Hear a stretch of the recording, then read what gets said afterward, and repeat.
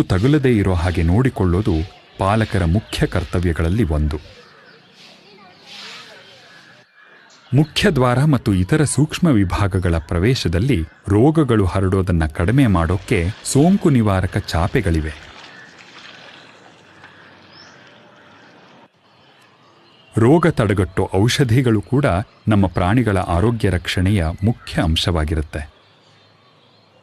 ಇವತ್ತು ನಮ್ಮ ಪಶುವೈದ್ಯ ತಂಡದವರು ಜಿರಾಫ್ಗಳಿಗೆ ಕಾಲ್ಬಾಯಿ ರೋಗ ತಗುಲದೇ ಇರೋ ಹಾಗೆ ಲಸಿಕೆಯನ್ನು ತಯಾರಿಸ್ತಾ ಇದ್ದಾರೆ. ಸೂಜಿಯನ್ನು ಒಂದು ಪ್ರತ್ಯೇಕವಾದ ಗನ್ನಿನಲ್ಲಿ ಹಾಕಿ ಪ್ರಾಣಿಯ ಹಿಂಭಾಗಕ್ಕೆ ಹೊಡೆಯಲಾಗುತ್ತೆ.